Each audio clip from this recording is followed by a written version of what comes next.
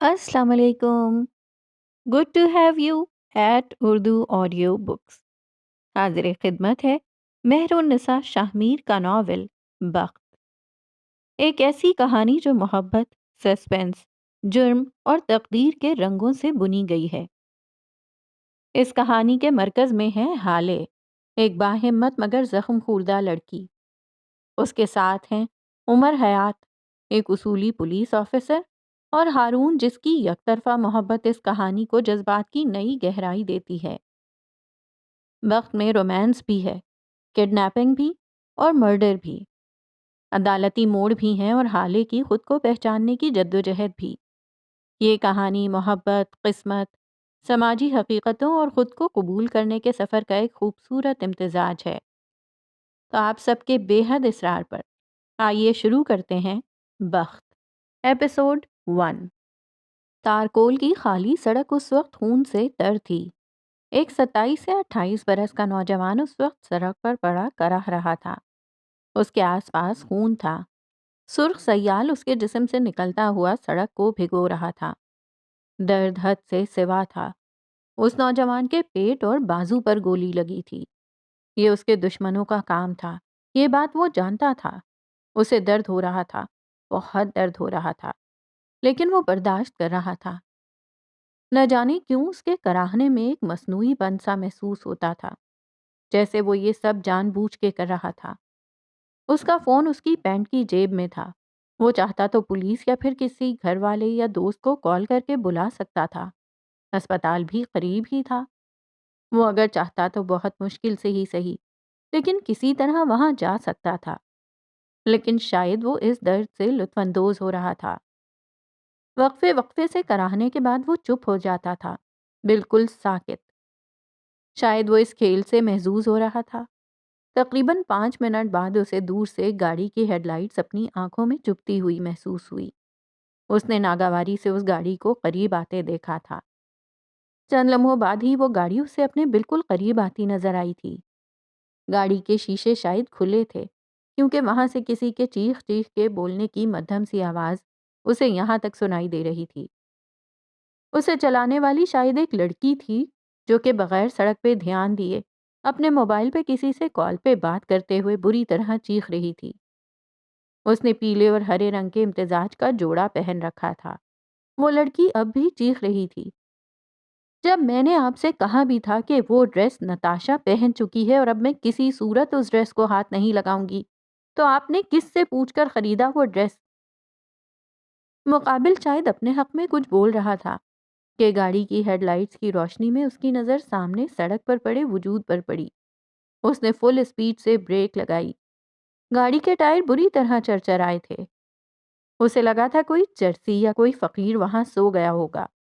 गुस्से से लाल वो कार से बाहर निकली, लेकिन सामने वाले की हालत देख के बेख्तियार अपने दोनों हाथ होंठों पर रख लिए और अपनी चीख का गला घूंट दिया। सड़क पे पड़े नौजवान ने बमुश्किल आंखें खोल के अपने सामने खड़े वजूद को देखना चाहा, लेकिन बसारत धुंधली हो रही थी। वो लड़की अब भी फटी फटी आंखों से उसको देख रही थी। फोन उसके कांपते हाथों से छूट चुका था। वहां से अब भी किसी के हेलो हेलो की आवाज आ रही थी। हाले, क्या तुम सुन रही हो? फोन से आती आवाज ने उसकी तवज्जो अपनी जानिब खींची थी। उसने मरे मरे हाथों से फोन उठाया और कॉल डिस्कनेक्ट कर दी। उसने रोशनी में सामने पड़ा वजूद तो देखा था, लेकिन उसके जिस्म से निकले खून से तर रोड को नहीं, वरना वो गाड़ी से बाहर आने की हिम्मत नहीं करती। अब वो तेज तेज कदम उठाती अपनी गाड़ी की जानिब चल रही थी कि उस जख्मी की आवाज ने उसके कदम जंजीर किए थे। "म- मेरी मदद कर दो।" जख्मी की घुटी घुटी आवाज उसको सुनाई दी थी, लेकिन वो मुड़ी नहीं। चंद लम्हे, चंद सांसें वो वहीं जमी खड़ी रही। उसने एक कदम आगे बढ़ाया ही था कि एक बार फिर उसकी आवाज लड़की की समाज से टकराई थी। रुक जाओ, प्लीज। वो बदिक्कत बोल पा रहा था और वो लड़की मुड़ी थी। अगर हाले सुल्तान को पता होता कि पीछे मुड़कर देखने से उसकी जिंदगी इतनी तब्दील हो जाएगी, तो वो 1 मिनट यहाँ न रुकती। वो कदम कदम चलती उसके करीब आ चुकी थी और अब घुटनों के बल उसके करीब बैठ चुकी थी और अपना चेहरा उसके करीब करके उससे उसकी हालत पूछ रही थी। اس زخمی حالت میں بھی اس کی آنکھوں میں تحیر اتر آیا تھا کہ رات کے اس پہر یہ لڑکی ایک زخمی کو دیکھ کر یہاں سے بھاگ کیوں نہیں گئی، اس کی آواز دینے پر رک کیوں گئی۔ اس لڑکی کے آنے سے پہلے یہاں سے ایک گاڑی اور ایک بائک گزری تھی، لیکن ایک زخمی کو دیکھ کر وہ بھاگ کھڑے ہوئے کہ کہیں ان کے گلے ہی نہ پڑ جائے۔ اور یہ لڑکی، اپنے کندھے کے جھنجھوڑے جانے پہ اسے احساس ہوا کہ وہ اس سے کچھ پوچھ رہی تھی۔ تم کون ہو؟ کیا ہوا ہے تمہیں؟ کیا میں تمہارے گھر والوں کو کال کروں؟ نمبر بتاؤ مجھے اپنا، تم سن رہے ہو؟ وہ اس کو بولنے کا موقع دیے بغیر اپنی کہے جا رہی تھی۔ یا اللہ، میں کیا کروں اس کا؟ وہ بڑبڑائی تھی۔ سنو، تم کچھ بولو گے تبھی تو میں تمہاری ہیلپ کروں گی، بولو بھی۔ اب وہ جھنجھلائی تھی اس کی خاموشی سے۔ میرا کوئی نہیں ہے۔ تبھی اس زخمی وجود کی سرد سی سرگوشی نما آواز اس کے کانوں سے ٹکرائی۔ اسے بے اختیار خوف محسوس ہوا تھا کہ کیا میں اس سے ہمدردی کر کے غلط تو نہیں کر رہی۔ اسے اپنے خیالوں سے اس زخمی کی آواز نے نکالا تھا۔ کیا آپ مجھے اسپتال لے جائیں گی؟ میں اب جینا چاہتا ہوں۔ یہ الفاظ کہتے ہوئے وہ خود حیران تھا۔ تھوڑی دیر پہلے تک وہ یہاں سسک سسک کے مرنے کو تیار تھا اور اب وہ زندہ رہنا چاہتا تھا۔ لیکن کیوں؟ اس لڑکی کو دیکھتے ہی اس نے زندہ رہنے کا فیصلہ کیوں کر لیا؟ ایک گاڑی والے اور بائک والے کو اس نے کیوں چپ چاپ گزر جانے دیا اگر اسے جینا ہی تھا؟ وہ اتنا کمزور تو نہیں تھا کہ کسی سے مدد کے لیے یوں منت کرتا، وہ بھی ایک لڑکی سے۔ دیکھو، میرے ساتھ کوئی چالاکی کی تو جان سے مار دوں گی تمہیں، سمجھے؟ ہیلپ کر رہی ہوں، محسن ہوں تمہاری، دھوکہ دیا تو دیکھ لینا۔ ویسے کرنی تو نہیں چاہیے تمہاری مدد، لیکن کیا کروں، اتنا بڑا دل ہے میرا۔ اس کی بات پہ وہ خیالوں سے باہر آیا تھا۔ اب وہ اس کو اٹھنے کا کہہ رہی تھی۔ درد کو برداشت کرتے وہ بمشکل اٹھنے کی کوشش کرنے لگا۔ اس لڑکی نے اس کو اٹھنے میں مدد دی۔ وہ کھڑا ہو چکا تھا لیکن اتنی سی کوشش میں مقابل بری طرح ہانپ چکی تھی۔ اللہ، کیا کھاتے ہو تم؟ وہ ہانپتے ہوئے بولی تھی۔ اب وہ اس کا بازو اپنے کندھے پہ ڈال کے اس کو گاڑی تک لے کے جا رہی تھی۔ اس سارے وقت میں وہ زخمی چپ رہا تھا۔ نوجوان کو پیسنجر سیٹ پہ بٹھا کے اس نے گاڑی سٹارٹ کی تھی۔ نام کیا ہے تمہارا؟ لڑکی نے سوال کیا تھا۔ نوجوان ہنوز خاموش ہی تھا۔ میرا نام حالے سلطان ہے، اب تم بتاؤ تمہارا نام کیا ہے؟ ساتھ ہی بڑبڑا رہی تھی۔ نخرہ تو دیکھو۔ عمر حیات، وہ نقاہت سے بولا تھا۔ اب کے حالے کو شرمندگی ہوئی تھی۔ وہ زخمی تھا اور وہ اس سے کیسے سوال پوچھ رہی تھی۔ تمہیں درد تو نہیں ہو رہا؟ حالے نے فکر مندی سے پوچھا تھا۔ نہیں، یک لفظی جواب آیا تھا۔ ہم جلدی پہنچ جائیں گے۔ حالے نے اس کو تسلی دی تھی لیکن کافی دیر بعد بھی اس کی طرف سے کوئی جواب نہ پا کر حالے بھی خاموش ہو چکی تھی۔ باقی راستہ خاموشی سے کٹا تھا۔ اسپتال کے دروازے پہ پہنچتے ہی وہ بغیر کچھ کہے کار سے اتر گئی تھی۔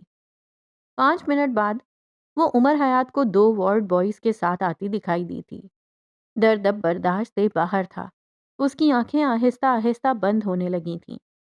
آخری الفاظ جو اس نے سنے تھے وہ یہ تھے۔ میرا شوہر ہے یہ ڈاکٹر صاحب، ایسے کیسے نہیں کریں گے آپ علاج؟ دیکھیں بی بی، یہ پولیس کیس ہے، ہم پہلے پولیس کو انفارم کریں گے اور اس کے بعد ہی ہم کچھ کر سکتے ہیں۔ اور اگر تب تک میرا شوہر مر گیا تو کیا کریں گے آپ؟ یہ آپ کا مسئلہ ہے، ہمارا نہیں۔ اپنی سرخ ہوتی آنکھوں سے وہ چند لمحے ڈاکٹر کو دیکھتی رہی۔ جب سے وہ آئی تھی تب سے یہی بحث چل رہی تھی۔ اس وقت رات کے 3 بج چکے تھے۔ اب تک نہ جانے گھر میں بچوں اس کے لیے کتنے جھوٹ بول چکی ہوں گی۔ اب اس کی برداشت کی حد ختم ہو چکی تھی۔ اور سامنے کھڑا ڈاکٹر اب اپنے فون کے بٹن دبا رہا تھا۔ شاید وہ پولیس کو کال کر رہا تھا۔ اگر پولیس آ جاتی تو کیا ہوتا؟ بابا کو پتہ چل جاتا کہ وہ مدحت یعنی حالے کی دوست کے گھر پہ نہیں ہے بلکہ سڑکوں کی خاک چھان رہی تھی۔ یہ بھی قبول تھا۔ لیکن وہ اس وقت رات کے 3 بجے ایک انجان زخمی آدمی کو اپنی گاڑی میں بٹھا کے اسپتال لے کے آئی ہے تو اس کی موت پکی تھی۔ اس کا ذہن اب جمع تفریق کر رہا تھا۔ اس سے پہلے کہ ڈاکٹر پولیس کو کال کرتا اس نے ڈاکٹر کا فون ان کے ہاتھ سے اچک لیا تھا۔ 1 منٹ ڈاکٹر صاحب، میں کال کر لیتی ہوں۔ جیسے آپ کی مرضی، یہ کہہ کے ڈاکٹر آگے بڑھ گئے، جبکہ حالیہ اب اس سوچ میں تھی کہ کیا کیا جائے۔ ڈاکٹر سے بحث میں ویسے بھی 10 منٹ برباد ہو چکے تھے۔ اس وقت ایسا کون تھا جو اس کی مدد کرتا؟ بجو، وہ تو خود اتنی ڈرپوک ہیں۔ مدحت، یار اس کا تو آج مائیوں ہے۔ فراز، اوہ نہیں، اس کو تو آتے ہوئے بھی 2 گھنٹے لگ جائیں گے۔ کون یہاں جلدی آ سکتا تھا؟ اور پھر اچانک اس کے ذہن میں کچھ کلک ہوا۔ ایک شخص جو اب بھی تھا، جو اس کی مدد کر سکتا تھا، جو حالے کے کہنے پر آگ میں بھی کود سکتا تھا۔ اس کا خیال آتے ہی حالے کی آنکھیں چمک اٹھی تھیں، اور اب اس کی انگلیاں ہارون شاہد کا نمبر ڈائل کر رہی تھیں۔ تقریباً 10 منٹ بعد ہارون اسپتال کے کوریڈور میں آتا دکھائی دیا تھا۔ اس کی آنکھیں سرخ تھیں اور بال بکھرے ہوئے۔ وہ یقیناً نیند سے جاگا تھا۔ حالے کو اپنے سامنے دیکھ کر وہ دوڑتا ہوا اس تک آیا تھا۔ حالے، تم ٹھیک ہو نا؟ تمہیں کہاں لگی ہے؟ تم یہاں کیوں کھڑی ہو؟ ڈاکٹر کہاں ہے؟ تم کیسے کار؟ اف، بس بھی کر دو یار، میں بالکل ٹھیک ہوں۔ یہ آدمی، عمر کی طرف اشارہ کر کے کہا، اس کا ایکسیڈنٹ ہو گیا ہے میری کار سے۔ ڈاکٹر سے بات کرو، اس کا علاج شروع کروا دو پلیز۔ لیکن یہ سب میں بعد میں سمجھا دوں گی۔ اچھا، میں ابھی آیا۔ یہ کہہ کے وہ ڈاکٹر کے کیبن کی طرف بڑھ گیا، اور پھر حالے سلطان نے 5 منٹ بعد 2 میل نرسز کو عمر حیات کو ICU میں لے جاتے ہوئے دیکھا اور آسودگی سے آنکھیں موند لیں۔ لیکن ابھی کہاں؟ اب بتاؤ مجھے، یہ کیا چکر ہے؟ اپنے عقب سے آتی ہارون کی آواز پہ وہ جی بھر کے بدمزہ ہوئی تھی۔ اس وقت میں بہت تھک چکی ہوں یار، بعد میں بتاؤں گی، وہ کوفت سے بولی تھی۔ حالے، مجھے پاگل بنانا بند کرو۔ اس لڑکے کو گولی لگی ہے، یہ پولیس کیس ہے۔ اب کہ اس کی آواز میں غصہ تھا۔ اچھا یہ تو بتاؤ، تم نے اس کھڑوس ڈاکٹر کو کیا بتایا جو وہ علاج کرنے کو تیار ہو گیا؟ حالے کا انداز ٹالنے والا تھا۔ میں MNA کا بیٹا ہوں، کیا کچھ اور کہنے کی ضرورت تھی؟ یار کتنے مزے ہیں نا تمہارے۔ وہ اب بھی اصلی موضوع سے بچنا چاہتی تھی۔ حالے، don't pretend to be innocent, مجھے پوری بات بتاؤ۔ اور اب اس نے ہار مان لی تھی۔ اچھا سنو، میں گزر رہی تھی ایک روڈ سے اور پھر حالے نے اس کو پوری رودات سنا دی تھی، اور ہارون کے کاٹو تو لہو نہیں بدن میں۔ کافی دیر بعد وہ بولا تو اس کی آواز میں حیرت تھی، غصہ تھا، بے بسی تھی۔ How could you do this? How dare you, حالے؟ I can't believe it. I just can't. وہ تمہارے ساتھ کیا کچھ نہیں کر سکتا تھا حالے، تم سوچ بھی نہیں سکتی۔ اس کو گولی لگی ہے، وہ گنڈا ہو سکتا ہے، دہشت گرد ہو سکتا ہے، ریپسٹ ہو سکتا ہے۔ وہ 2 منٹ کے اندر تمہیں مار کے تمہاری لاش کو ٹھکانے لگا دیتا، اور تمہیں ذرا خوف نہیں آیا؟ تمہیں میرا خیال نہیں آیا حالے؟ تم اف، بس بھی کر دو۔ اس کی بات کاٹ کر وہ بولی تھی، میں زندہ سلامت کھڑی ہوں نا تمہارے آگے، کچھ نہیں ہوا مجھے۔ وہ اس کی بات کاٹ کر بولی تھی، بکو مت، وہ چلایا تھا۔ اٹھو ابھی کے ابھی، تم گھر جاؤ گی ابھی اور اسی وقت، وہ اس کو بازو سے پکڑتے ہوئے بولا تھا۔ ہارون میری بات سنو، مجھے وہاں رکنا تھا۔ وہ آدمی، بس 5 منٹ نا ہارون، پلیز بات سنو، میں اس کو دیکھنا چاہتی ہوں، اس کو ضرورت ہوگی، اس کے بلز پے کر۔ بس حالے بس، اس وقت میرے ضبط کا مزید امتحان نہ لو۔ تم گھر جاؤ گی، وہ لڑکا مرتا ہے تو مرے، جہنم میں جاتا ہے تو جائے، لیکن تم حالے، تم گھر جاؤ گی، اور اب میں تمہاری زبان سے ایک لفظ نہ سنوں۔ ان کی بات ابھی آدھے میں تھی جب انہوں نے ڈاکٹر کو ICU سے باہر آتے دیکھا۔ وہ دونوں اچنبھے سے ان کو اپنے قریب آتے دیکھتے رہے۔ دیکھیں، پیشنٹ کا خون کافی بہہ گیا ہے، آپ لوگ فوری طور پر بلڈ کا انتظام کریں۔ بلڈ گروپ کیا ہے؟ ہارون نے بے تاثر لہجے میں پوچھا تھا۔ او نیگیٹو، آپ کو جلدی کرنا ہوگی، یہ ارجنٹ ہے، ان کو بلڈ کی سخت ضرورت ہے۔ اب کہ ہارون بھی پریشان ہو گیا تھا۔ کچھ بھی ہو، وہ ایک انسان تھا، اتنا بے حس نہیں تھا کہ کسی کو مرتا دیکھے۔ آپ ارینج کر دیں، ہم پے کر دیں گے۔ ہارون نے حل نکالا تھا۔ یہ ریئر بلڈ ہے، اس وقت ہم نہیں ارینج کر سکتے، آپ کو خود کچھ کرنا ہوگا۔ آپ دونوں میں سے بھی کوئی دے سکتا ہے جس کا بلڈ گروپ میچ ہو جائے۔ آپ کسی بلڈ بینک سے چیک کر لیں۔ ہارون نے ہمت نہیں ہاری تھی۔ یہ سب آپ کا کام ہے۔ اس وقت اسپتال کے بلڈ بینک میں صرف ایک ہی بوتل ہے اس گروپ کی، وہ ہم آپ کو تب دے سکتے ہیں جب آپ بدلے میں ایک بوتل ارینج کروا دیں، اور آپ کے پیشنٹ کی حالت کافی نازک ہے۔ آپ کے پاس 15 منٹ ہیں، ہمیں بتا دیں جلدی۔ اس پورے وقت میں ہالے بالکل پرسکون سی کھڑی تھی۔ ڈاکٹر، ہمیں بس 2 منٹ دے دیں، ہالے مطمئن سی بولی تھی۔ ڈاکٹر واپس مڑ گئے تھے۔ ہارون غور سے ہالے کو دیکھ رہا تھا۔ وہ اگلے ہی لمحے نفی میں سر ہلانے لگا۔ نہیں ہالے، ایسا بالکل بھی نہیں ہوگا، اپنے ذہن سے یہ سوچ نکال دو۔ ہارون، میرا اور اس کا بلڈ گروپ سیم ہے۔ وہ پرجوش سی تھی۔ بالکل بھی نہیں، میں خود جا کے اس کا گلا دبا دوں گا اگر تم نے ایسا کچھ سوچا بھی۔ تم نہیں دو گی خون، سمجھی تم؟ میں یہ نہیں کرنے دوں گا۔ یار یہ ایک ایڈونچر ہوگا، سمجھو تو صحیح۔ میں نے آج تک بلڈ ڈونیٹ نہیں کیا، مجھے فیل کرنے دو، میں دیکھنا چاہتی ہوں کیسا محسوس ہوتا ہے کسی کو اپنا خون دے کر۔ ہرگز نہیں، یہ نہیں ہوگا۔ میں پتہ کرتا ہوں، کسی بلڈ بینک سے میں ارینج کر لوں گا۔ وہ اب چڑھ کر بولا تھا۔ ہالے نے چند لمحے اس کی آنکھوں میں دیکھا تھا۔ ہارون بے بسی سے اس کو دیکھتا رہا اور پھر ہارے ہوئے انداز میں گردن جھکا دی۔ وہ اپنی بات منوانا جانتی تھی۔ I hate you for this، وہ دبا دبا چلایا تھا۔ ہالے نے گویا سنا ہی نہیں۔ ہالے نے ڈاکٹر سے بات کر لی تھی۔ کچھ ضروری ٹیسٹ کے بعد اب وہ ایک بیڈ پر لیٹی تھی۔ ایک 30-35 سالہ مسیح نرس اس کی کلائی پر کینولا فکس کر رہی تھی۔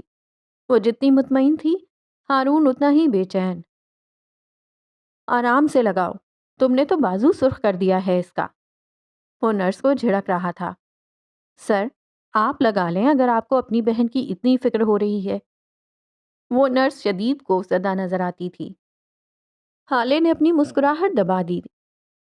تم مجھے سکھاؤ گی؟ بہن نہیں ہے یہ میری، سمجھی تم؟ کام کرو اپنا، یہاں لوگوں کے رشتے نہ بنانے لگ جاؤ۔ شوہر تو ان کے اندر ہیں، بھائی ہی ہوں گے نا۔ آپ مجھے سکھا رہے ہیں جیسے میں 10 سال سے یہاں جھک مارتی رہی ہوں۔ وہ اب بھی جلی کٹی لگتی تھی۔ میں تمہاری شکایت کر دوں گا اسپتال کے انتظامیہ سے۔ 2 منٹ کے اندر یہاں سے غائب ہو جاؤ ورنہ اس جاب سے ہاتھ دھو لو گی تم۔ وہ بڑبڑاتی ہوئی وہاں سے نکل گئی تھی۔ جیسے جیسے خون کی بوتل بھرتی جا رہی تھی، ہارون کا دل بیٹھتا جا رہا تھا۔ یار یہ بہت زیادہ بھر گئی ہے، اب کیا سارا خون نکال لیں گے؟ نرس چلو اب اس کو ہٹاؤ بھی، تم لوگ تو قصائی ہی بن گئے ہو۔ ہارون پلیز، تم چپ کر کے نہیں بیٹھ سکتے۔ ہالے کو کوفت ہوئی تھی، لیکن جواب ندارد۔ یہ بھی ایک انداز تھا کہ وہ ناراض ہے۔ اس سے قریب 1 گھنٹے بعد ہارون تنے ہوئے تاثرات کے ساتھ ہالے کے ساتھ چلتا ہوا اپنی کار تک آیا۔ ہالے کو کار میں بٹھانے کے بعد وہ ڈرائیونگ سیٹ پر آ کے بیٹھا تھا اور ہالے بھی خاموشی سے بیٹھ چکی تھی۔ اس کا دل چاہ رہا تھا ہاتھ بڑھا کر میوزک ہی آن کر دے، لیکن خود پر جبر کیے بیٹھی رہی۔ میوزک کے بغیر اس کا 1 منٹ بھی نہیں گزرتا تھا، وہ جا کے اتنا لمبا سفر۔ کافی دیر خاموشی چھائی رہی اور اس کے بعد ہارون نے بولنا شروع کیا۔ میں نے شام تمہیں کال کی تھی، تم نے کہا تم مدحت کے گھر رکو گی، اور رات کے 3 بجے تم مجھے کہتی ہو کہ تمہارا ایکسیڈنٹ ہو گیا ہے۔ میں مرنے والا ہو گیا تھا یہ سن کے ہالے۔ یہاں آ کے مجھے کیا دیکھنے کو مل رہا ہے کہ ہالے بی بی ایک انجان آدمی کو اپنا شوہر کہہ کے اس کا علاج کروا رہی ہیں، اور پھر اس کو بلڈ بھی ڈونیٹ کرنا ہے۔ تمہیں کچھ اندازہ ہے اگر وہ لڑکا کچھ کر دیتا یا پھر پولیس آ جاتی؟ چلو وہ بھی چھوڑو، اسپتال میں کوئی اکیلی لڑکی سمجھ کے کچھ کر دیتا۔ ہالے، ہر کوئی بھروسے کے قابل نہیں ہوتا ہے۔ تمہیں پتا ہے پورا راستہ تمہاری سلامتی کی دعا کرتا آیا ہوں میں، اور تم؟ اچھا اب بس کرو اور میری سنو۔ ہالے جیسے بور ہو چکی تھی اس تقریر سے۔ میں نے جب اس کو سڑک پر دیکھا پہلے میں واقعی ڈر گئی تھی۔ تم سب کا خیال بھی آیا تھا، یہ بھی سوچا تھا کہ وہ میرے ساتھ برا کر سکتا ہے، لیکن صرف 2 منٹ کے لیے۔ میں نے خود کو اس کی جگہ پر رکھا اور بس میں نے اس کی مدد کرنے کا فیصلہ کر لیا۔ اور بلڈ ڈونیٹ کرنا ثواب ہے۔ اور اب اگر تم نے ایک لفظ بھی اور کہا تو میں کار سے اتر جاؤں گی، آئندہ کبھی تمہیں مدد کے لیے نہیں کہوں گی۔ اچھا اچھا، بس۔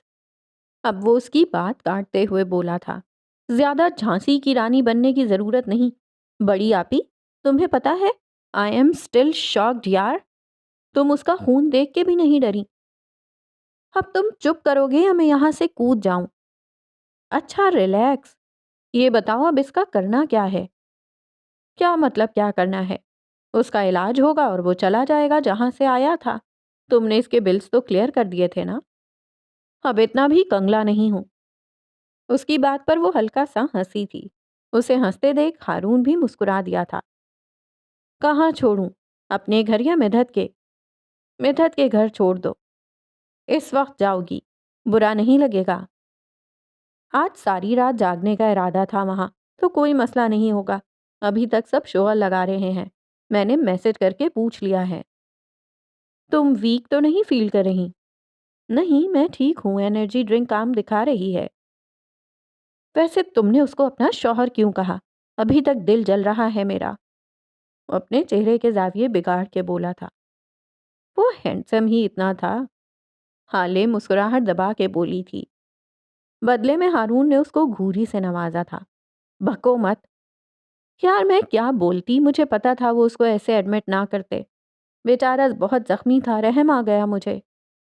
اتنے میں وہ مدحت کے گھر پہنچ چکے تھے۔ کل آنا مہندی پہ، اوکے؟ تم نے آج بہت غلط کیا ہے، میں اس بارے میں تم سے بات کروں گا۔ کل معاف نہیں کیا میں نے۔ اب جاؤ اور صبح میں لینے آؤں گا، بائے۔ اچھا صبح وقت پہ آ جانا، اسپتال چلیں گے، میں اس کو دیکھنا چاہتی ہوں۔ میں ٹانگیں توڑ دوں گا، وہ غرایا۔ اچھا اچھا، دیکھ لوں گی تمہیں۔ صبح 10 بجے آ جانا، اور پھر بغیر اس کی کوئی بات سنے حالے گیٹ کے اندر چلی گئی تھی۔ وہ بھی ٹھنڈی سانس بھرتا گاڑی میں جا بیٹھا تھا۔ اب یہ تو طے تھا کہ صبح 10 بجے ہارون شاہد آئے گا اور حالے کو اسپتال لے جائے گا۔ فجر کی اذان بلند ہو چکی تھی۔ اذان کی آواز سن کر وہ کلمہ پڑھتی اٹھ بیٹھی تھی۔ پیروں میں سلیپر اڑس کر وہ وضو کرنے واش روم میں بند ہو چکی تھی۔ تھوڑی دیر بعد جب وہ باہر نکلی تو اس کے چہرے سے پانی کے شفاف قطرے ٹپک رہے تھے۔ اس نے جائے نماز بچھائی اور سنت کی نیت باندھ لی۔ تھوڑی دیر بعد جب اس نے دعا کے لیے ہاتھ اٹھائے تو اس کے چہرے پر ایک الگ ہی مسکراہٹ تھی۔ یا اللہ، وہ شخص جو میرے دل کا چین ہے، اسے جلد میرے سامنے لے آ میرے مالک۔ اس شخص کے علاوہ یہ دنیا بے رنگ ہے۔ آپ کو پتا ہے جی چاہتا ہے وہ سامنے بیٹھے اور میں اس کو دیکھتی جاؤں۔ یا اللہ، وہ کیوں ہے اتنا پیارا؟ اس کے الفاظ بے ربط تھے، لیکن اگر کوئی اس کی مسکراہٹ دیکھ لیتا تو سمجھ جاتا کہ یہ شخص مہر ماں کے لیے ساری دنیا ہے۔ وہ جائے نماز طے کر کے اٹھی، بیڈ کی سائڈ ٹیبل سے موبائل اٹھایا اور حالے کو کال میں لانے لگی۔ تیسری بیل پہ کال ریسیو ہو چکی تھی۔ السلام علیکم حالے، کیسی ہو؟ اس نے محبت سے پوچھا۔ مہر پلیز اس وقت سونے دیں، کیا صبح صبح آپ کو کوئی کام نہیں؟ وہ جو 1 گھنٹہ پہلے سوئی تھی مہر کی کال سے بری طرح بیزار ہوئی تھی، جبکہ مہر کے چہرے پر ہنوز نرم سی مسکراہٹ تھی۔ نماز پڑھ لو میری بہن۔ اچھا نہ پڑھ لوں گی، ابھی میں کال کاٹ رہی ہوں۔ اور اس نے کال کاٹ بھی دی تھی۔ مہر نے مسکرا کے سر کو نفی میں ہلایا اور زیر لب کہا، یہ نہیں سدھرے گی، اور پھر ناشتہ بنانے چل دی۔ دوسری طرف حالے کی نیند خراب ہو چکی تھی۔ وہ تب تک اذان کو نظر انداز کرتی تھی جب تک اماں یا مہر میں سے کوئی نماز پڑھنے کا کہہ نہ دے۔ جیسے ہی کسی نے کہہ دیا، لو جی، حالے کا سکون غارت ہو گیا۔ اب جب تک وہ نماز پڑھ نہ لیتی اس کو سکون نہ آتا، اس لیے مندی مندی آنکھوں سے اٹھی اور باتھ روم کی طرف چل دی۔ باہر سے آتا میوزک کا شور بھی ذرا دیر کو تھما تھا۔ وضو کر کے اس نے نماز پڑھی۔ اس کی نماز بہت لمبی ہوتی تھی۔ وہ نہیں پڑھتی تھی تو نہیں پڑھتی تھی، لیکن جب پڑھنے کھڑی ہوتی تو بڑے ہی خشوع و خضوع کے ساتھ پڑھتی تھی۔ دعا مانگ کے جب وہ اٹھی تو اسے بے اختیار رات والا واقعہ یاد آیا۔ جھرجھری لے کے اس نے سر کو جھٹکا اور فریش ہونے چل دی، کیونکہ نیند تو اب آنی نہیں تھی۔ ماما ناشتہ تیار ہے، مہر ماں نے کچن میں آتی حسینہ بیگم کو اطلاع دی تھی۔ حالے کا فون آیا تھا کیا؟ انہوں نے پوچھا۔ جی ماما، اس سے بات ہو گئی ہے، اچھا، کب تک آ رہی ہے وہ؟ شام تک آ جائے گی۔ کیوں شام تک؟ کیوں ابھی کیوں نہیں آ رہی؟ رات تو رک لی نا وہاں، اب اور کیا چاہیے؟ ماما چلے ناشتہ کرتے ہیں پھر بات کریں گے، وہ ان کو بہلاتے ہوئے بولی تھی، اور پھر واقعی ان کا دھیان اس بات سے ہٹا گئی تھی۔ یوسف سلطان اپنے علاقے کے زمیندار تھے۔ ان کی شادی ان کی کزن رفعت آرا سے ہوئی تھی، جس سے ان کی 3 اولادیں تھیں۔ سب سے بڑے معراج سلطان، دوسرے شمس سلطان، اور سب سے چھوٹی بیٹی نگین سلطان تھی، جس کی پیدائش کے وقت ان کی بیوی کی وفات ہو گئی تھی۔ ان کی وفات کے بعد انہوں نے دوسری شادی نہیں کی، جبکہ ان کے بچے بھی کافی چھوٹے تھے۔ ان کی ساری اولادوں میں 2-2 سال کی عمر کا فرق تھا۔ یوسف سلطان نے ان کی پرورش بہت مشکل سے کی، مگر بہت اچھے طریقے سے کی تھی، اور تربیت سے لے کر ان کی شادیوں تک انہوں نے کبھی بھی اپنی مرضی مسلط نہیں کی تھی، سوائے نگین کی شادی کے معاملے میں۔ معراج سلطان نے اپنی پسند کی شادی کی حسینہ سے۔ شمس سلطان کی پسند فروا بیگ تھیں، جو کہ نگین کی بیسٹ فرینڈ تھیں، لیکن شادی سے پہلے تک۔ جیسے ہی ان کی شادی شمس سے ہوئی، نگین نے ان کو بھابھی تو کیا، دوست ماننے سے بھی انکار کر دیا تھا۔ یوسف سلطان نے اپنے دونوں بیٹوں کی شادی ساتھ ہی کی تھی۔ حسینہ بہت اچھی بیوی اور بہو ثابت ہوئی تھیں۔ وہ بہت صابر اور شاکر تھیں۔ اللہ نے ان کو شادی کے 10 سال بعد اولاد جیسی نعمت سے نوازا، تو جہاں سلطان منزل میں خوشی کی ایک لہر دوڑ گئی تھی، وہیں فروا بیگم طیش میں آ چکی تھیں۔ حالانکہ اللہ نے ان کو شادی کے پہلے ہی سال سفیر سلطان سے نوازا تھا۔ حسینہ جتنی نرم مزاج تھیں، فروا اتنی ہی اکھڑ، بدتمیز اور کائیاں تھیں۔ معراج سلطان کی بڑی بیٹی ہالے سلطان، جس کی عمر 21 سال تھی، انگلش میں ماسٹرز کر رہی تھی، اور بیٹا حسن سلطان، جس کی عمر 16 سال تھی، جو کہ میٹرک کر رہا تھا۔ شمس کا بیٹا سفیر سلطان، جس کی عمر 30 سال تھی، BBA کر کے دادا کے کاروبار کو آگے بڑھا رہا تھا۔ یوسف سلطان کی جان بستی تھی اپنے پوتے سفیر اور پوتی ہالے سلطان میں۔ وہ کہتے تھے کہ سفیر ان کی آنکھوں کی ٹھنڈک ہے، تو ہالے ان کے دل کا چین ہے۔ وہ جب جب سفیر اور ہالے کو دیکھتے، ان کا سیروں خون بڑھ جاتا۔ حسن جب بھی یہ محبت کے مظاہرے دیکھتا، منہ بنا کے کہتا، ہاں بس ایک میں ہی سوتیلا ہوں اس گھر میں، اور یوسف صاحب مسکرا دیتے۔ یوسف صاحب کی سب سے چھوٹی اور محبوب اولاد نگین سلطان نے محبت کی شادی کی تھی۔ یوسف سلطان نے بہت مخالفت کی۔ غصہ، منت، سماجت، کیا تھا جو انہوں نے نہیں کر کے دیکھا تھا، لیکن وہ ڈٹی رہی، اور آخر کار یوسف سلطان ان کی ضد کے آگے ہار گئے، اور ان کی شادی وہاج خان سے ہو گئی۔ نگین سلطان نے وہاج کے ساتھ صرف چند مہینے ہی سکون کے گزارے تھے، اور پھر لڑائی جھگڑا، یہاں تک کہ وہ نازوں پلی لڑکی کو جانوروں کی طرح مارنے سے بھی گریز نہیں کرتے تھے۔ اور پھر آخر کار 1.5 سال بعد نگین سلطان طلاق کا کاغذ لیے ایک بیٹی مہرمہ وہاج کے ساتھ ایک بار پھر سلطان منزل آ گئی تھیں۔ دراصل وہاج شراب اور جوئے کے عادی تھے۔ نگین سلطان کی صورت ان کو ایک بلانک چیک مل گیا تھا۔ شادی کے کچھ ماہ بعد تک نگین ان کو روپے دیتی رہی تھیں، لیکن جو ہی ان کی جمع پونجی ختم ہوئی، لڑائی جھگڑے شروع ہو گئے تھے۔ جس محبت کے لیے وہ اپنے بھائی باپ اور گھر چھوڑ کے آئی تھیں، وہ تو شاید کہیں دور جا کر سو گئی تھی۔ کبھی کبھی وہ سوچتی تھیں، کیا محبت اتنی جلدی ختم ہو جایا کرتی ہے؟ کیا وہاج کے لیے وہ بس پیسے دینے والی مشین تھیں؟ کیا انہوں نے بابا کو ناراض کر کے غلط کیا؟ کیا یہ سب ایک سزا ہے؟ اور اگر سزا ہے تو کب ختم ہوگی؟ کیا پسند کی شادی اتنا بڑا جرم ہے؟ اب ان کے پاس سوچنے کو ان گنت مسائل تھے۔ سارا دن وہ یا تو پچھتاتی رہتی یا پھر سوچتی رہتی، اور اگر اس دوران ایک بار پھر وہاج گھر آ جاتے تو ان کے معمول میں مار کھانا بھی شامل ہو جاتا۔ اب کوئی اگر ان سے پوچھتا پچھتاوا کس کو کہتے ہیں، تو وہ ایک لمحے کی تاخیر کے بغیر کہتی، وہاج سے شادی کرنا۔ ایک دن جب پیسے نہ دینے پر وہاج نے ان کو ہنٹر سے مارا تھا، تب ان کی برداشت کی حد ختم ہو گئی تھی۔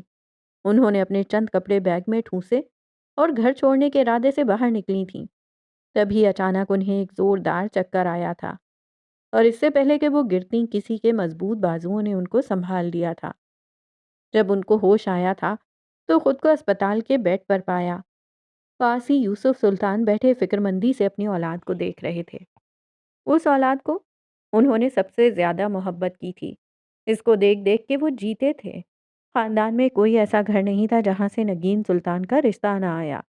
ان کی خوبصورتی کے خاندان میں چرچے تھے، لیکن انہوں نے کیا کیا تھا اپنے ساتھ، اپنے بابا کے ساتھ؟ وہ ان کے چہرے کے زخموں کو اپنی انگلیوں کے پوروں سے چھو رہے تھے۔ ان کا ہونٹ سوجا ہوا تھا اور ماتھے پہ نیل تھے۔ جہاں جہاں سے بازو نظر آ رہے تھے وہاں کا حال بھی کچھ مختلف نہ تھا۔ دونوں باپ بیٹی خاموشی سے ایک دوسرے کو دیکھ رہے تھے۔ آخر کار یوسف سلطان کی نم آواز نے اس خاموشی کو توڑا تھا۔ کب سے برداشت کر رہی ہو یہ سب؟ انہوں نے ضبط سے پوچھا تھا۔ 4 ماہ سے، نگین نے سپاٹ سے لہجے میں جواب دیا۔ کیوں؟ دوبارہ سوال ہوا تھا۔ پیسے مانگتا ہے، کہتا ہے باپ سے لے کر آؤ۔ وہ اب بھی جذبات سے آری لہجے میں بولی تھیں۔ تو تم کیوں نہیں آئی میرے پاس؟ میں نگین سلطان ہوں بابا، میری انا اتنی اونچی ضرور ہے کہ میں بھوکی مرنا پسند کروں گی۔ میں دن رات کی مار برداشت کر لوں گی لیکن مانگ کے نہیں کھاؤں گی۔ وہ بے بسی سے بس اس کو دیکھ کے رہ گئے تھے۔ مجھ سے بات کر لیتی، مجھے بتا دیتی، کیا مجھ پر بھروسہ نہیں تھا؟ بابا آپ جانتے ہیں میں اپنی غلطی مان لیتی ہوں بچپن سے، اور خود کو اس کی سزا بھی خود ہی دیتی ہوں۔ ابھی میری سزا کا وقت ہے۔ جب یہ سزا ختم ہوگی تب پوری دنیا دیکھے گی میں نگین سلطان اس کا کیا کرتی ہوں۔ فی الحال مجھے سزا کاٹنے دیں بابا۔ اور اس معصوم وجود کا کیا قصور ہے؟ اس کے لیے کون سی سزا منتخب کی ہے تم نے؟ اسی وقت حسینہ اسپتال کے روم میں داخل ہوئی تھی۔ نگین نے ناسمجھی سے باپ کو دیکھا اور یوسف سلطان کے صبر کی حد ختم ہو چکی تھی۔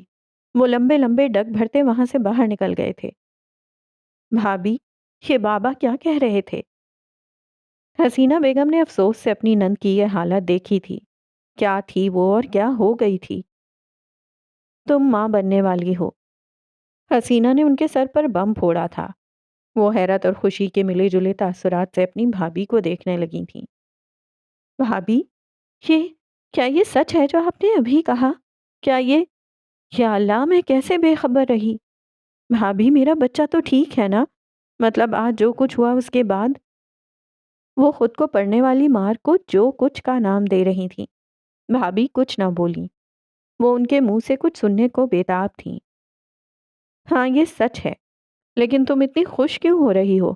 اس نے جو کچھ تمہارے ساتھ کیا ہے اس کے باوجود تم اس کا بچہ پیدا کرو گی۔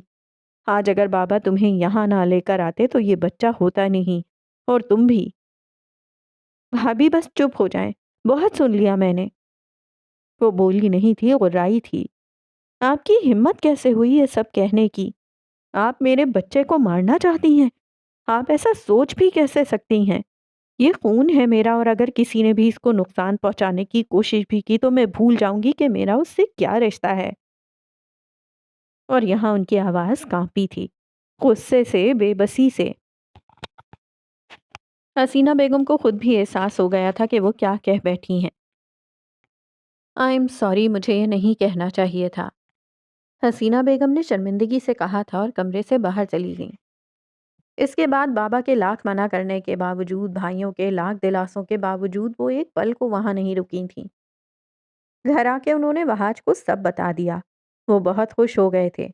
انہوں نے نگین کو مارنا چھوڑ دیا تھا، اس کا خیال رکھنے لگے تھے۔ وہ ان سے اتنی محبت کرتے تھے کہ وہ خود حیران تھیں، کیا یہ چند ماہ پہلے والا وہاج ہے؟ دن سکون سے گزر رہے تھے۔ وہاج نے ان سے لڑنا تک چھوڑ دیا تھا۔ وہ بس اس دنیا میں نئے آنے والے وجود کے لیے دیوانے ہوئے جا رہے تھے۔ زندگی یکدم پرسکون ہو گئی تھی۔ یوسف سلطان اس دن اپنے دونوں بیٹوں اور داماد کے ساتھ شہر سے باہر کسی مذہبی اجتماع میں شرکت کرنے کے لیے گئے تھے، جب نگین کے یہاں بچے کی پیدائش کا وقت قریب آ گیا تھا۔ حالانکہ ابھی کچھ دن باقی تھے۔ حسینہ نے وہاج کو کال کر کے سب بتا دیا تھا۔ ان کے ہاتھ پیر پھولنے لگے تھے۔ وہ جلد از جلد اپنی بیوی کے پاس اس مشکل وقت میں پہنچنا چاہتے تھے، لیکن اس وقت نگین کو اسپتال لے جانا زیادہ ضروری تھا۔ انہوں نے حسینہ بیگم سے کہہ دیا کہ وہ نگین کو اسپتال لے جائیں، وہ جلد ہی پہنچ جائیں گے۔ یوسف سلطان اور ان کے دونوں بیٹے بھی ازحد پریشان ہو چکے تھے، کیونکہ اس وقت گھر میں صرف نگین اور حسینہ تھیں۔ وہ سب اسی وقت گھر کے لیے روانہ ہو چکے تھے۔ حسینہ بیگم نے بہت مشکل سے نگین کو سنبھالا تھا۔ فروا بھی گھر پر نہیں تھی۔ ان کے بھائی کی بیوی کا ایکسیڈنٹ ہو گیا تھا، وہ بھی اسپتال میں تھیں۔ انہوں نے اپنی بھابھی کو بھی اسی اسپتال آنے کا کہا۔ حسینہ کو بھی یہ مشورہ درست لگا تھا۔ انہوں نے فوری طور پر ایمبولینس کو کال کی تھی اور ان کو لے کر اسپتال آ گئی تھیں۔ آدھے گھنٹے بعد ہی یوسف سلطان کو 2 خبریں ملی تھیں۔ نگین کے یہاں بیٹی ہوئی تھی اور فروا بیگم کی بھابھی اس دنیا سے جا چکی تھیں۔ فروا پہ تو گویا آسمان ٹوٹ پڑا تھا۔ 2 ماہ پہلے ان کے بھائی ایک دھماکے میں شہید ہو چکے تھے اور اب بھابھی، ماں باپ تو ان کی شادی کے کچھ ہی عرصے بعد وفات پا گئے تھے۔ بھائی 2 ماہ قبل جگر کے عارضے کی وجہ سے فوت ہو گئے تھے۔ ان کے بھائی اپنی بہن پر جان دیتے تھے۔ ان کی بھابھی بھی بہت اچھی ثابت ہوئی تھیں۔ فروا کا غم بہت بڑا تھا۔ سلطان منزل کے سب مکینوں نے فروا کی ہر طرح سے دلجوئی کی تھی۔ وقت پر لگا کے اڑ رہا تھا۔ وہاج اور نگین کو تو مہر ماں کی صورت ایک نئی زندگی مل گئی تھی۔ یوسف سلطان کے اندیشے بھی کم ہو گئے تھے۔ نگین کو خوش دیکھ کے وہ بھی خوش ہو گئے تھے۔ گو کہ انہوں نے وہاج کو معاف نہیں کیا تھا، لیکن اپنی بیٹی کی خوشی میں خوش تھے۔ اور پھر 4 ماہ بعد نہ جانے ایسا کیا ہوا تھا کہ نگین طلاق کا داغ سر پر سجا کے اپنا سب کچھ لٹا کے باپ کے در پر آن پڑی تھیں۔ یوسف سلطان یہ صدمہ برداشت ہی نہیں کر سکے تھے۔ ان کو ہارٹ اٹیک ہوا تھا لیکن وہ بچ گئے تھے۔ نگین کو اس حادثے کے بعد چپ سی لگ گئی تھی۔ نہ ہنستی نہ بولتی تھیں۔ کئی کئی گھنٹے چپ چاپ پڑی رہتی۔ کوئی 1000 دفعہ بھائی اور بھابھیوں نے طلاق کی وجہ پوچھی تھی لیکن ان کی چپ نہیں ٹوٹی تھی۔ مہرماں کو حسینہ بیگم نے اپنی آغوش میں لے لیا تھا۔ وہ ان کو ماما کہتی تھی۔ اسی طرح 8 سال گزر گئے۔ اسی وقت میں اللہ نے حسینہ بیگم کو حال سلطان سے نوازا تھا، لیکن ان کی محبت مہرماں سے کم ہونے کے بجائے اور بڑھ گئی تھی۔ یہی حال فروا کا بھی تھا۔ انہوں نے بھی مہرماں کو بالکل سفیر جیسا پیار دیا تھا۔ ان کو جتنی نفرت نگین سے تھی اس سے کہیں زیادہ محبت مہر سے تھی۔ ان 8 سالوں میں بھی نگین کی چپ کا روزہ نہ ٹوٹا تھا۔ البتہ وہ حالے کو اپنی گود میں لے کے گھنٹوں اس سے باتیں کرتی تھیں۔ اسی طرح ایک دن حالے کو سخت بخار ہو گیا تو حسینہ بیگم کے ہاتھ پیر پھولنے لگے تھے، کیونکہ معراج گھر پہ نہیں تھے اور شمس اور یوسف صاحب حج پہ گئے ہوئے تھے۔ بھابھی کی حالت دیکھتے ہوئے نگین نے حالے کو اٹھایا اور ڈرائیور کو گاڑی نکالنے کا کہا۔ حسینہ حیرت سے ان کی کارروائی دیکھ رہی تھیں۔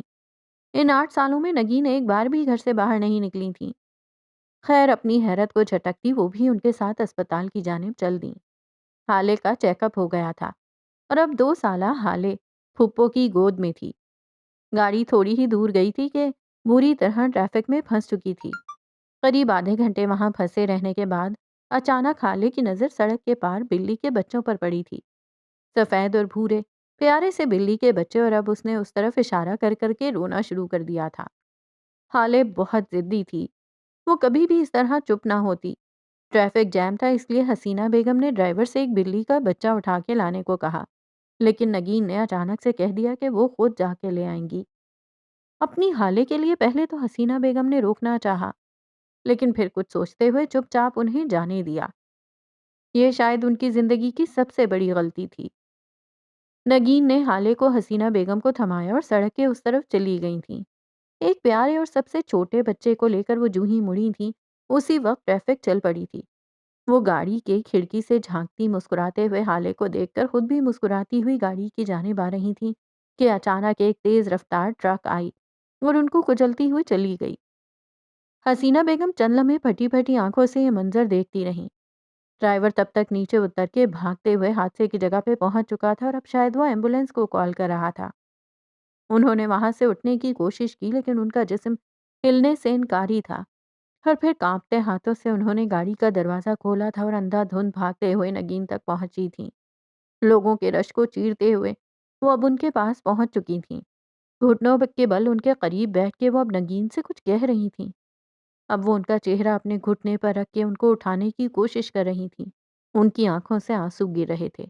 وہ رو رہی تھیں، بے تحاشا رو رہی تھیں۔ بھابھی، نگین سلطان کی ٹوٹی پھوٹی آواز سنائی دی تھی۔ جی بھابھی کی جان، میں تمہیں کچھ نہیں ہونے دوں گی، تم اٹھو، ہمت کرو۔ اتنے میں ایمبولینس کی آواز بھی قریب آنے لگی تھی۔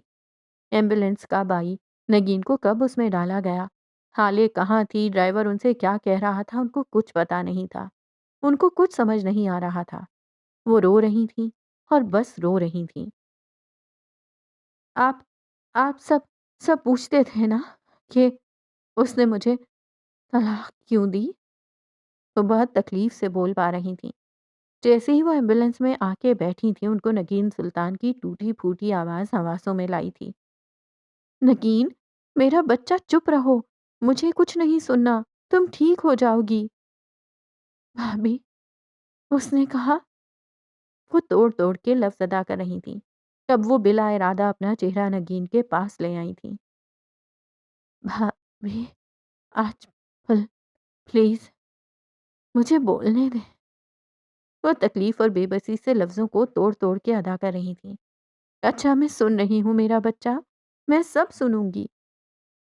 اس نے کہا کہ اور اگلے 2 منٹ نگین سلطان مسلسل بولی تھیں اور حسینہ کو اپنے چند لمحے قبل بولے گئے الفاظ پہ جی بھر کے پچھتاوا ہوا تھا۔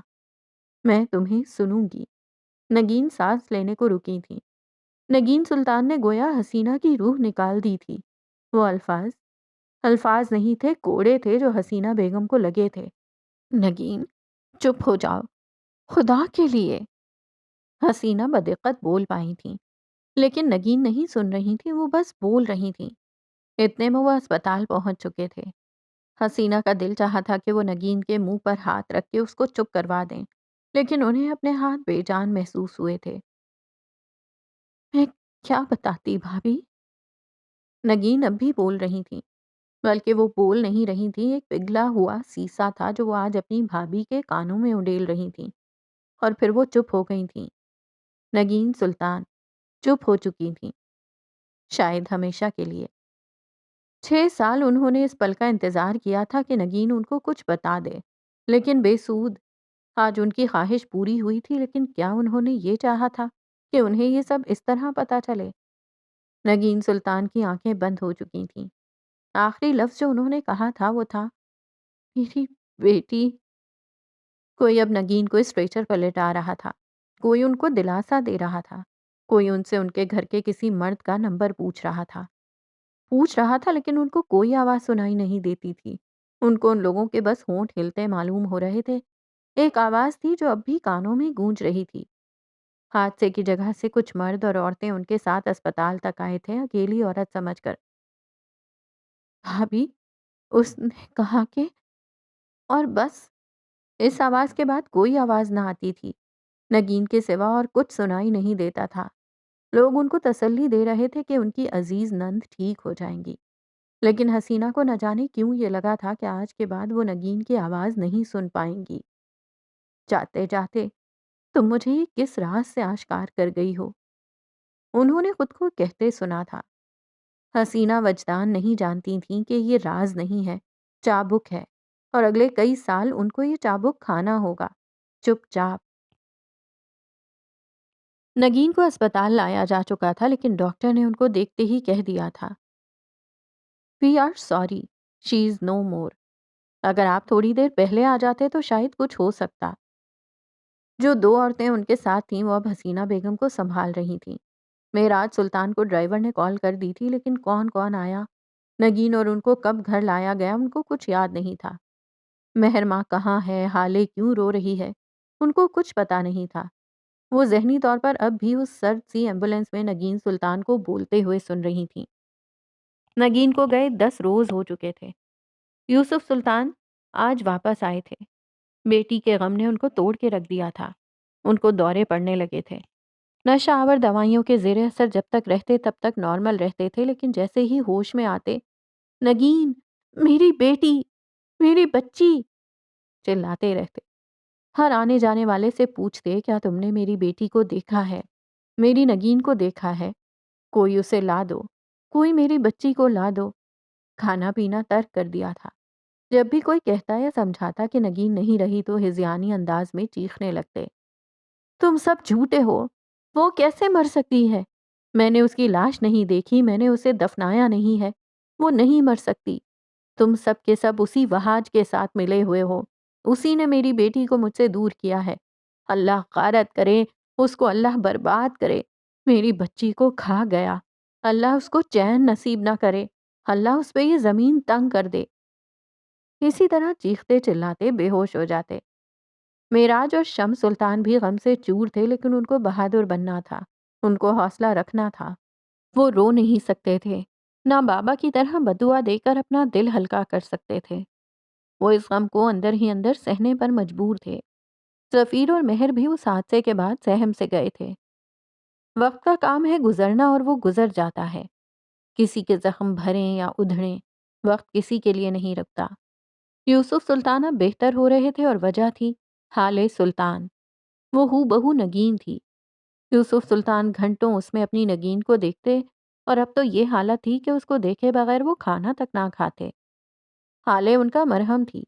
وہیں مہر کو وہ نظر اٹھا کے بھی نہ دیکھتے۔ جہاں وہ دکھ جاتی چپ چاپ وہاں سے چلے جاتے۔ وہ بولتی تو ہاں یا نہ میں جواب دیتے۔ ان کی حالت کے پیش نظر کسی نے بھی ان سے اس بارے میں ایک بات نہیں کی کہ مہر کی پرورش کا ذمہ مکمل طور پر حسینہ اور معراج نے لے لیا تھا، اور اس کو اپنی بیٹی کی طرح پالا تھا۔ حال، تم نے حالے سے کال کر کے پوچھا ہے وہ کب آ رہی ہے؟ ناشتے کے دوران یوسف سلطان نے معراج صاحب سے پوچھا تھا۔ جی بابا، پوچھ لیا تھا، وہ شام تک آ جائے گی، انہوں نے جواب دیا تھا۔ نہیں، اس سے کہو یونیورسٹی جانے سے پہلے مجھ سے مل کے جائے۔ لیکن وہ نہیں آ سکتی بابا، اس نے کہا تھا کہ میرے معاملات میں دخل مت دیا کرو فروا۔ ان کی بات پوری ہونے سے پہلے ہی بابا کی نرم مگر دو ٹوک آواز سنائی دی تھی۔ معراج، تم سفیر کو کال کر کے پوچھو کب تک ہوگا اس کا کام مکمل، اور اس کو یہ بھی کہہ دو وہ ویکینڈ پہ گھر چکر لگائے۔ بات ہوئی تھی میری بابا، اگلے مہینے تک ہو جائے گا سب کچھ۔ دراصل لیگل معاملات میں کچھ وقت تو لگ ہی جاتا ہے، اور وہ پرسوں آ رہا ہے۔ اتنے میں معراج صاحب کا فون بجا تھا، اور وہ معذرت کرتے اٹھ گئے تھے۔ معراج سلطان ہائی کورٹ جج تھے، جبکہ شمس سلطان نے اپنے بابا کے کاروبار کو آگے بڑھاتے ہوئے لیدر امپورٹ ایکسپورٹ کے کاروبار میں اپنی قسمت آزمائی تھی، جو کہ ان کے لیے بہت اچھا ثابت ہوا تھا۔ اب وہ شہر کی ایک مشہور کاروباری شخصیت تھے، اور بابا ان کے کام سے بہت خوش تھے۔ ظفیر سلطان نے بھی پڑھائی مکمل کر کے بابا کے ساتھ بزنس جوائن کر لیا تھا۔ اس نے 4 سال قبل اسلام آباد میں اپنی کمپنی کی ایک اور برانچ کھولی تھی، جس کی وجہ سے وہ اسلام آباد ہوتا تھا، اور ہر 15 دن یا مہینے بعد گھر آتا تھا، اور یوسف سلطان کو سفیر کی ایک یہی بات پسند نہیں تھی۔ نگین کی موت کے بعد بابا نے بہت مشکل سے خود کو سنبھالا تھا۔ اب وہ کافی حد تک چڑچڑے ہو چکے تھے، لیکن حالے اور سفیر ان کو بہت اچھی طرح ڈیل کر لیتے تھے۔ وہ جب تک حالے کو نہ دیکھتے ان کا دن نہیں شروع ہوتا تھا۔ اب انہوں نے سفیر کو اسلام آباد چھوڑ کے کراچی شفٹ کا حکم دیا تھا، جس کو ماننے کا سفیر پابند تھا۔ وہ خود بھی گھر سے دور رہ رہ کے تھک چکا تھا، اس لیے اپنے ایک دوست کے ساتھ شراکت کرتے ہوئے اسلام آباد والی برانچ اس کے حوالے کر کے آج کل کراچی آنے کو پر تول رہا تھا۔ مدحت کے کمرے میں بیٹھی حالے اپنے موبائل پہ سکرولنگ کر رہی تھی جب اس کو معراج سلطان کی کال موصول ہوئی تھی۔ اس نے حیرت سے موبائل کو دیکھا اور کال اٹینڈ کی تھی۔ خیریت ہے جج صاحب؟ 1 گھنٹے میں 2 کالز! کیا گزارا نہیں ہو رہا بیٹی کے بغیر؟ یا پھر کوئی مجرم نہیں ملا آج کی تاریخ میں سزا سنانے کو؟ کال اٹینڈ کرتے ہی ان کو کچھ بولنے کا موقع دیے بغیر وہ شوخی سے بولی تھی۔ آپ کی اطلاع کے لیے عرض ہے کہ جج صاحب کو آپ کی کوئی یاد نہیں آ رہی، اور نہ ہی شہر میں مجرموں کا قحط پڑا ہے، بلکہ آپ کے دادا صاحب کا حکم ہے کہ آپ یونی جانے سے پہلے ان سے مل کے جائیں گی۔ اور حالے کا جواب سنے بغیر کال کاٹ دی تھی۔ لیکن بابا میری بات تو ہیلو ہیلو بابا، شٹ یار، کال کیوں کاٹ دی؟ مجھے اسپتال جانا تھا پہلے، اور اب یہ نیا حکم۔ اس نے کال لوگ کھولی اور ہارون شاہد کا نمبر ڈائل کرنے لگی، ساتھ ہی کچھ بڑبڑا رہی تھی۔ ہیلو، ہارون کی نیند میں ڈوبی ہوئی آواز سنائی دی تھی۔ مدحت کے گھر پہنچو 10 منٹ کے اندر، حالے نے حکم صادر کیا تھا۔ فار یور کائنڈ انفارمیشن، یہ تمہارے ڈرائیور کا نہیں ہارون شاہد کا نمبر ہے، MNA کے بیٹے ہارون شاہد کا۔ بات آئی دماغ میں یا نہیں؟ وہ چل کے بولا تھا، جبکہ پھرتی سے اپنے بستر سے اٹھ کے اب باتھ روم کی طرف جا رہا تھا۔ تو یہ طے تھا کہ ہارون شاہد حالے سلطان کو منع نہیں کر سکتا۔ And for your kind information, Haroon Shahid sahab میری گاڑی رات اسپتال سے تمہارے گارڈز لے کے گئے ہیں، وہ بھی تمہارے کہنے پر، اور اگر میں رائل بلو شرٹ پہن کے آنا، وہی جو میں نے دی تھی، اچھی لگتی ہے تم پہ؟ اس کو بولنے کا موقع دیے بغیر ہالے اپنی بات کر کے کال کاٹ چکی تھی۔ اگلے کی بات سنے بغیر کال کاٹنا شاید ان باپ بیٹی کا پسندیدہ کام تھا، جبکہ دوسری طرف ہارون کلستا رہ گیا تھا اور جل کے بڑبڑایا تھا، وہ رائل بلیو نہیں، نیوی بلیو ہے۔ ہن۔ ہارون حالے کے ماموں شاہد حسین کا بیٹا تھا، حالے کا اوور پوزیسو بیسٹ فرینڈ۔ وہ اس کے قریب کسی بھی انسان کو برداشت نہیں کرتا تھا، یہاں تک کہ اس نے حالے سے کہہ رکھا تھا کہ حالے سے شادی بھی وہی کرے گا، جس پہ حالے نے اس کو بھگا بھگا کے مارا تھا۔ وہ کہتا تھا کہ اگر ساری دنیا بھی اس کو چھوڑ دے تو ہارون شاہد وہ واحد بندہ ہوگا جو حالے کے ساتھ کھڑا رہے گا۔ اس کی اور حالے کی عمر میں 3 سال کا فرق تھا، لیکن حالے اس کو برابر غور کرواتی تھی۔ ہارون کی ماں نے معراج سلطان اور حسینہ بیگم سے ہارون کی خواہش پہ اس کے اور حالے کے رشتے کی بات کر رکھی تھی، جس کے جواب میں انہوں نے حالے کی پڑھائی ختم ہونے تک کا وقت مانگ رکھا تھا۔ البتہ انہوں نے کہیں اور رشتہ نہ کرنے کی یقین دہانی ضرور کروا دی تھی۔ حالے اور ہارون اس بات سے واقف تھے، لیکن ان دونوں کے درمیان ایسی کوئی بات فی الحال نہیں ہوئی تھی۔ 15 منٹ بعد جب حالے گیٹ سے باہر نکلی تو اس کو ہارون گاڑی کے ساتھ ٹیک لگائے کھڑا نظر آیا تھا۔ اس کی آنکھیں اب بھی سرخ تھیں، شاید اس کی نیند پوری نہیں ہوئی تھی۔ اس نے وہی بلو شرٹ پہن رکھی تھی اور اس کے نیچے نیلی جینز۔ وہ بہت ہینڈسم تھا، 5 فٹ 9 انچ قد، ہلکا سا سانولا رنگ، کسرتی بدن اور سرمئی آنکھوں والا ہارون شاہد کافی اچھا دکھتا تھا۔ اس کا حلیہ لاپرواہ سا تھا، جبکہ حالے نے اس کے برعکس سیاہ لمبی قمیص کے ساتھ سیاہ ہی پاجامہ پہن رکھا تھا اور گلابی دوپٹہ کندھے پہ جھول رہا تھا۔ ہلکا میک اپ، کھلے ہوئے بال، اس کا حلیہ کہیں سے بھی لاپرواہ نہیں لگ رہا تھا۔ حالے کا رنگ گورا تھا، بے تحاشا گورا، بڑی بڑی سیاہ آنکھیں، ناک کٹاؤ دار، ہونٹ اور کمر سے تھوڑا اوپر تک آتے سیدھے بھورے بال۔ وہ حسین تھی، بے تحاشا حسین، بالکل نگین کی طرح۔ وہ ہو بہو نگین سلطان کی کاپی تھی۔